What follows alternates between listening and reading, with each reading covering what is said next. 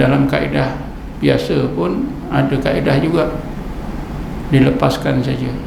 Patutnya dia tak boleh naik kelas kerana mata pelajaran tertentu dia tak lulus, tapi dinaikkan saja dengan harapan dia akan bertambah rajin, dan apa yang tak lulus itu dia akan dapat memahaminya dengan lebih baik, dan memang berjaya. Maknanya ada nafi isbat itu yang sengaja diluluskan oleh orang yang bertanggungjawab, diluluskan saja. Kalau ikut sebenar-benarnya memanglah susah. Satu suluk kalau 20 orang, tak berapa orang boleh lepas. Sebab selagi seseorang itu ada dalam hatinya yang lain daripada Allah, tidak akan jadi. Sebab nafi isbat itu tujuannya la maqsuda illallah, tidak ada tujuan hidup aku kecuali Allah. Jadi kalau ada apa saja dalam hati tujuan-tujuan yang lain daripada Allah, termasuklah ada kesan-kesan dosa, memang tidak akan diterima oleh Allah Subhanahu wa ta'ala. Sebab itulah nafi isbat itu adalah satu tingkat yang sangat hebat.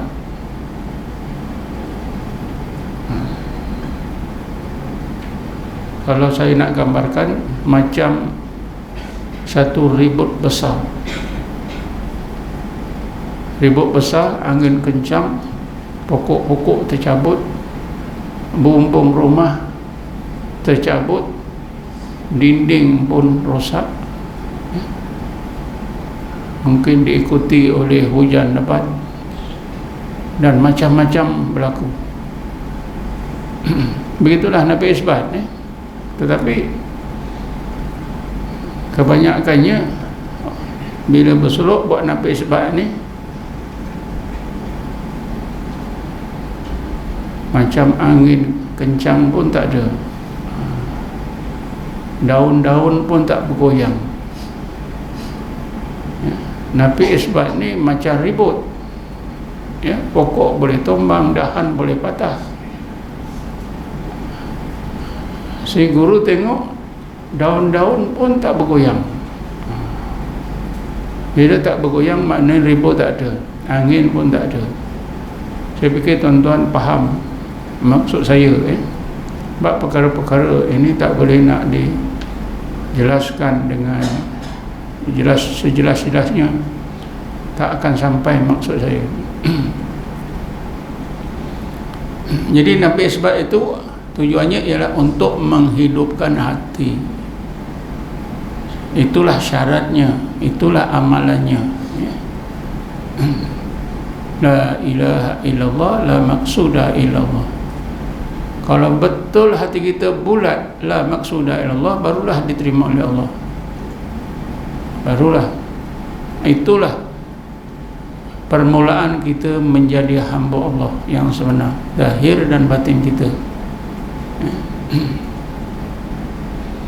Tapi mungkin orang yang tidak mengalami tak percaya, mungkin juga menuduh ini satu ajaran sesat. Nabi tak suruh pun macam tu. Memanglah Nabi tak suruh, karena umatnya terlalu ramai. Kalau tiap-tiap orang dikenakan, diwajibkan sampai ke peringkat itu, susahlah. Sebab itu majoriti umat Nabi Muhammad ni cara akal saja. Percaya pada Allah pada akal, hatinya mati, hatinya tidur. Wan nasu niyamun fa idza matu intabahu, kata Sayyidina Ali, dipinjam oleh Imam Ghazali dalam kitabnya Jawahirul Quran. Manusia itu hatinya tidur. Fa idza matu intabahu, apabila mati barulah berjaga. Ini orang-orang golongan awam. Yang dimaksudkan golongan awam itu ialah orang Islam yang hatinya tidur, lalai, belum diubah oleh Allah menjadi jaga. Oleh sebab itu kita beramal dengan tarekat, kita bersuluk itu, mudah-mudahan Allah ubahkan hati kita yang tidur kepada jaga, menerusi Nabi isbat.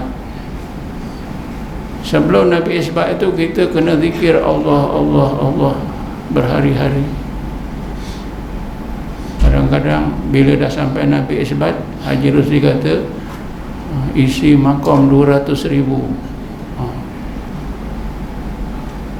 Isi makam 200,000. Dah habis 200,000, buat pun tak jadi juga. Ya. Pasal apa? Zikir dah ada, tapi masih lagi ada unsur-unsur yang lain daripada Allah Subhanahu wa ta'ala. La maqsuda illallah.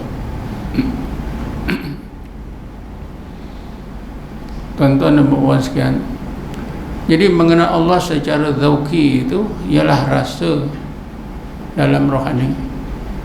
Bila Allah hidupkan atau jagakan hati kita, ubahkan hati kita daripada ghaflah kepada yaqadah, daripada lalai kepada sedar, itu berarti dalam hati kita dikurniakan oleh Allah nur yang dinamakan nur intibah. Nur intibah, nur atau cahaya yang menjadikan hati kita ini sedar, ya. Dan inilah juga dinamakan nur yang Allah waridkan di dalam hati kita sebab kita berwirid, iaitu berzikir dan tafakur. Itu wirid. Bila ada wirid, datanglah warid daripada Allah Subhanahu wa ta'ala.